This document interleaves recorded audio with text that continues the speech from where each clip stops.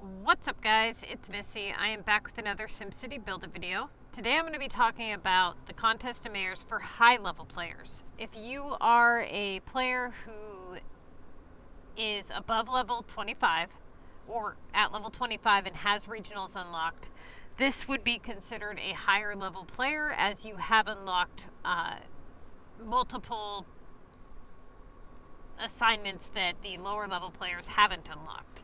So the contest emails will change in terms of the strategy in which you choose your assignments. So for low level comm, and before we get too involved here, make sure that you guys hit that like and subscribe button. We recently hit like 1,600 subscribers, which is awesome. We climbed up the 600 pretty quickly. Once we hit 1,000, it started going up pretty quick. So anybody here who hasn't hit that button, make sure you hit that button. You guys, it adds up fast. Okay, so high level comm, low level comm. What's the difference? When you look at a contest mayor's list, and mind you that the properties for the streaks is going to remain the exact same for the most part for high level versus low level comm players. So for the streaks, for low level players, what my advice for them is to wait till they get to about 20 tasks remaining, get as many of the 7 upgrades that they have available in their list so that they have eliminated all possibility of getting an upgrade. And then what they do is once all 7 upgrades are in the list, they proceed on. They do the streaks right around 20 tasks remaining. And that way the game doesn't have time to give you a whole bunch of garbage tasks and drop your score even further. This is a really good system. It's working really, really well for a lot of people. If at any point you end up in a situation where you're at like 20 tasks remaining and you don't have all 7 upgrades in the list, then at that point it becomes a gamble. Try, see if you can get through the streaks. If you can, you can. If you can't, you can't. It's always worth a try once you hit about 20 tasks remaining. Now, for high level players, it's a little bit different because you guys don't have to avoid upgrades, but you still have the downfall that if you were to, let's say, do the streaks before 20 tasks remain, then what you end up in a situation is you keep doing your tasks and you keep getting garbage in return.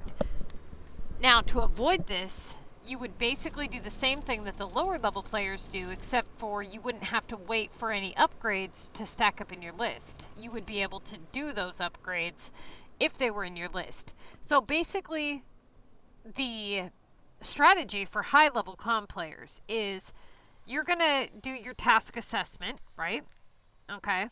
And when you do your task assessment, for those of you guys who have seen my walkthroughs, you're going to analyze and break down your list, but the task assessment is different for high level players. For example, when you do your task assessment as a low level player, you look at, if I was doing a task assessment right now on my list as a low level player, a lot of these things would be worded differently, right? So as a high level player, and many of you guys have watched my contest mayor's walkthroughs, but as a high level player, what is the correct choice right here if we were playing competitively?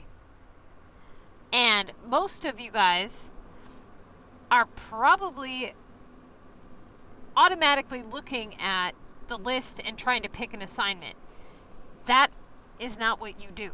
If you've learned anything from me, anything at all, you should know better than to even look at that list before you know what the hell's going on in the game.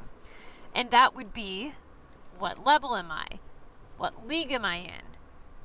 All that stuff matters.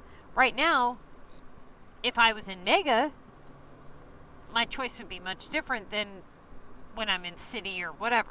So that's the very first step, is figuring out what's going on in the game, what you have invested, and all that good stuff.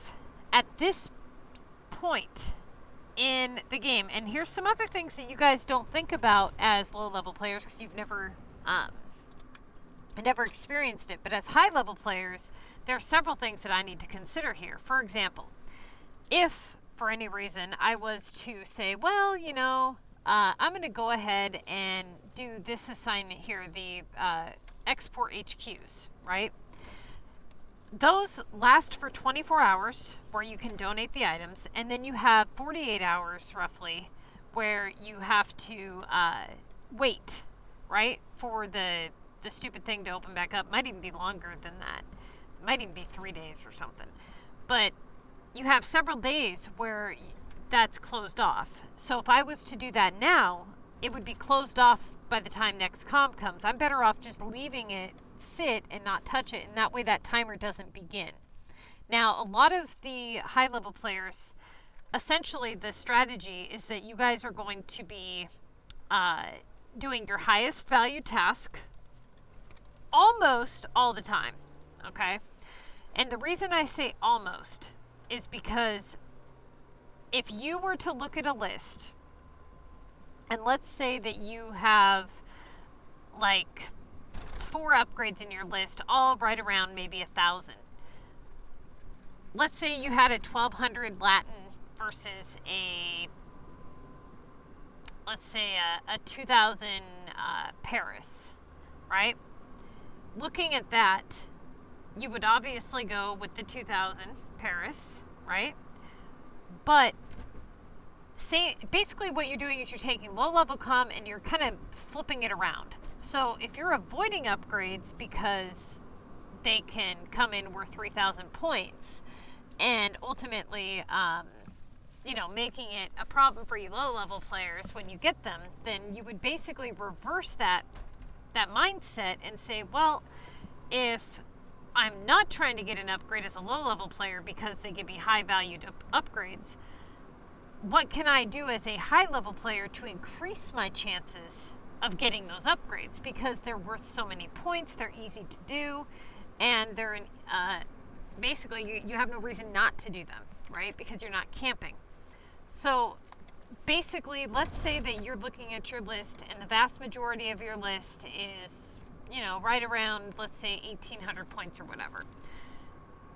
And you have this one assignment that you've been working on. Every time you do it, you work on that same place value, right? So you have all these other assignments that you haven't touched yet. If you scan through that list, how many of your premiums are in there worth a low value? This is usually the main reason why people lose the contest to mayors as high-level players, because they end up spending the whole time doing their highest valued assignment and they don't pay any attention to all of the premiums that are in their list with a low value. So as they continue to rotate in that one assignment that is of a decent value or high value, they're not taking into consideration that they have little possibility for something good to come in because they have so many low premiums in the list. For example, I had somebody come to me complaining that, they're a high-level player and they couldn't, no matter what they did, they couldn't get anything good to pop up. Well, the first mistake that person had made was they did the streaks way too soon. And I'm like, okay, remember when I told you the game tries to level you out? If you add a ton of points way too early, the game's going to give you garbage. It's going to try to keep your points within a certain range, right? So that's why I tell people to hold off on the streaks. Don't do them at all until you get to a point where you are at about 20 tasks. And the reason for this is because let's say you're like, oh, well, I'll just do one of the assignments in the streak real quick, and then I'll just leave it sit until I get to 20 tasks remaining. Well, if you plan on doing that, then you better plan on doing it within 24 hours time, because the streak will then basically say, well, screw you, you didn't finish it in 24 hours, now you lose all your stuff, all those bonus points, and then it moves on to the next streak. So it's not even worth touching it until you get to about 20 tasks remaining. As a high-level player, you want to make sure that you are using those rotatable options as a way to open up main tasks. So the same concept as a low-level player, you're still rotating in those low-valued premiums. The only difference is you can do upgrades and they can't. So that being said, you have no restrictions. If you want to play calm as a high level player and be successful, you have to make sure that you can do any task that you get. And that means any. It doesn't mean, well, in 3 days I might work on this export HQ, and then in 2 days I'm going to go ahead and try to get this coin assignment done, and then I'll work on these other lower ones in the meantime. It doesn't work like that as a high level player. If you can't do it when you need to do it, you fail. Okay? So that is why so many high level players fail, because they don't take into account how serious it is that you make the right choice. You know, when you have 100 people, and within those 100 people, you have people that aren't making those sacrifices that you're making, those people are going to be above you, you know? So you've got to make sure that not only are you clearing those high tasks, but you also have to make sure that, you know, when people leave things like that sit, you're leaving it sit, and the game is seeing that you have high value tasks in your list. It's not going to keep giving you more, you know, not to some extent. If you have 2 3,000 point tasks in your list, and you have a couple 2,000 point tasks in your list, all of which you're not doing for whatever reason, you know, the game isn't going to say, well, you know, let's give him some more high value tasks. More than likely, it's just going to give you lower stuff, right? Because you have high stuff in your list. So essentially, you want to make sure that you can do any task possible. Go for the highest, and if you're doing the contest to mayor's math, it really is about the same as the low level, except for value. It almost always does trump up, except for when the value is right around.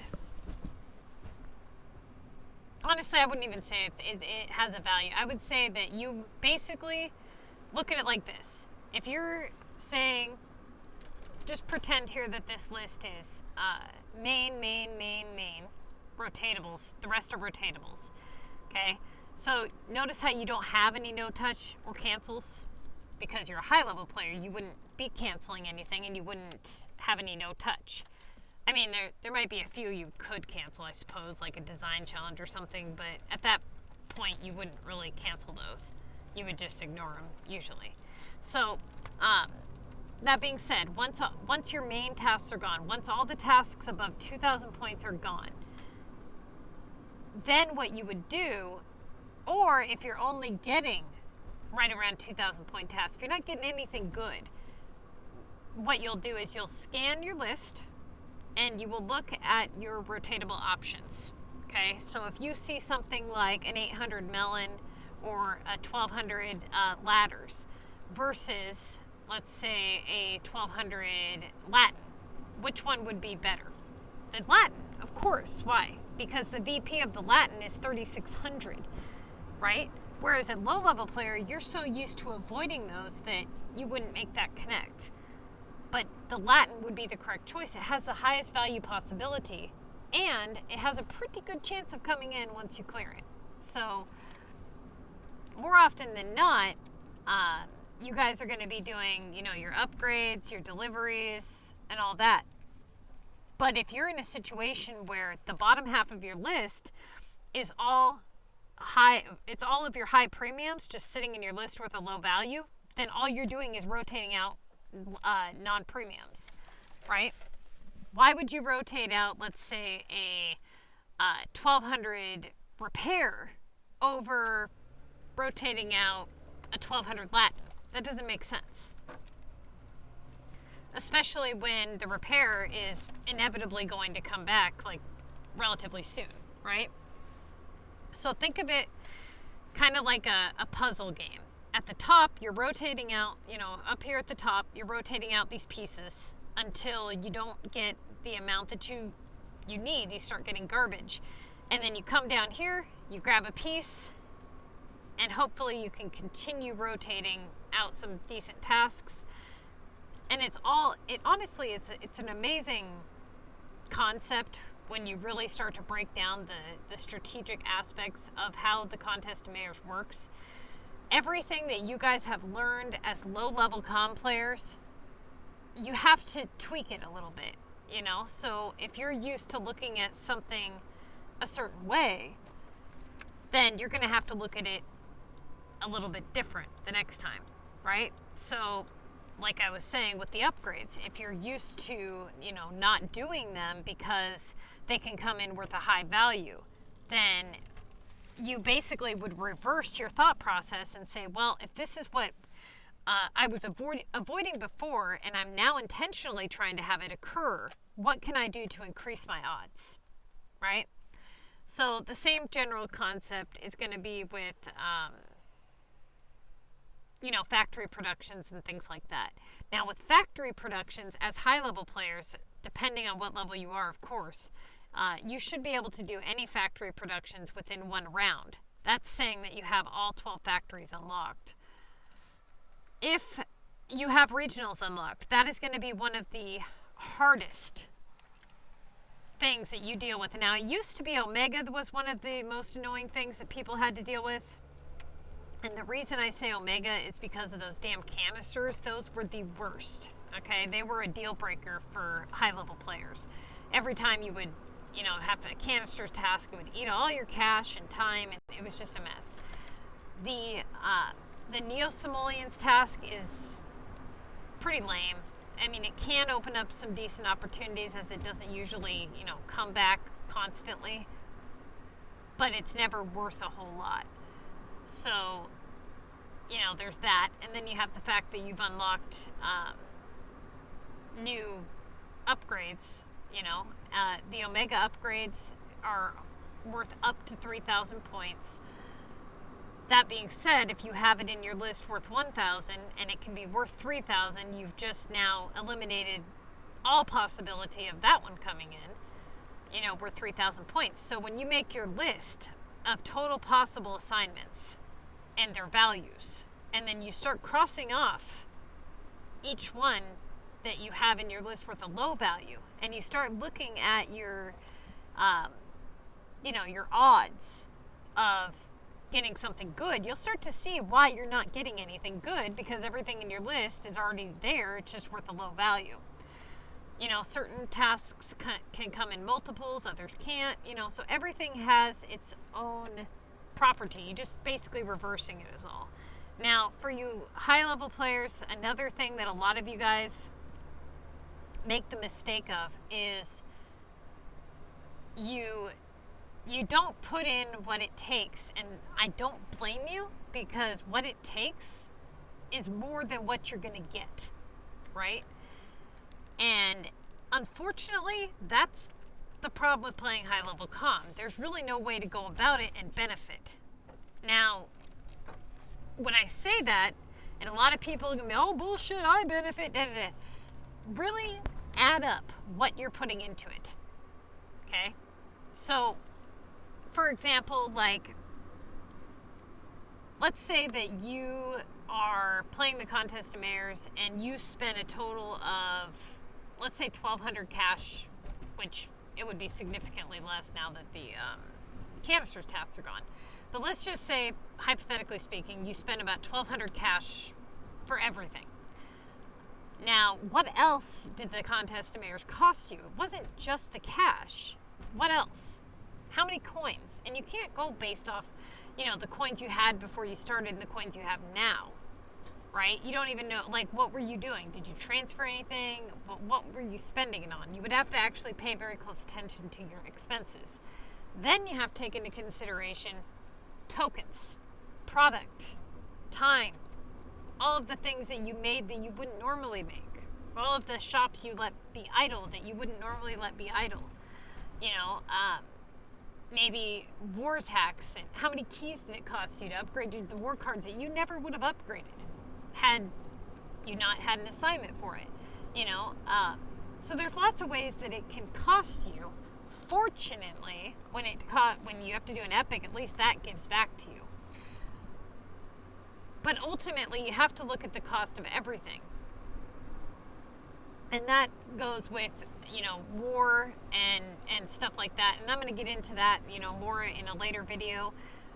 But essentially, that's the overall gist of how you're going to play as a high-level player. You're going to basically do your highest task. You're going to make sure that you can always do any task at any time.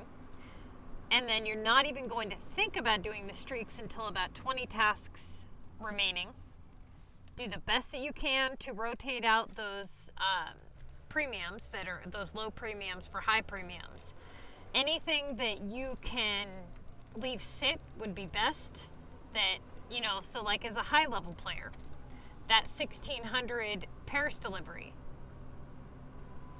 I usually would probably leave that sit because that one only has the ability to be worth 2,400 points, whereas the others can be worth up to 3,000.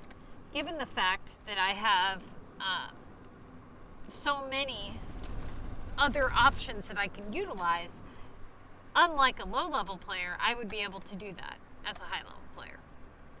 So definitely try that out, starting with value at the top, making it to where you're basically comparing value difference to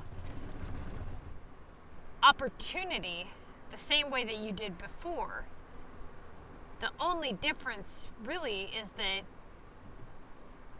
the opportunity isn't as, I guess, seldom as it was before, because you can do so many things. You don't have to worry about all the other stuff. Prioritizing those war assignments is going to be essential, especially for you guys who are high-level players.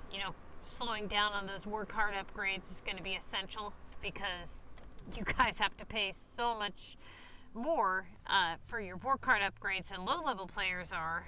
So, there's that. But you also have to make sure that your city is set up to play the contest. Now, a lot of people don't understand what that means. And that means that, there's a lot of things that your city needs in order to be prepared to play COM. For example, shops. You need your shop slots unlocked. You need to make sure that you have enough tokens, okay? You need to make sure that you have fully upgraded regular residential homes. You also need to make sure that you have houses available that you can place down, construction zones, for when you get upgrades. Also need to make sure that your inventory is not only large, that you have your storage as high as possible, and that your inventory is well rounded. Things like planks and nails and such for repairs and all that. The tokens are going to be essential, really, really essential. You're going to need those. You're going to need to be in a club that has a strict war schedule so that you can coordinate your attacks to benefit your assignments and your city in general. You're going to need cash, a decent amount of it, so that you can pay for the flights and other things. So there are plenty of ways that you need to prep your city before you're even ready for the contest. You can't just say, oh, well, look, here, I have this city and I'm just going to go for the win and mega.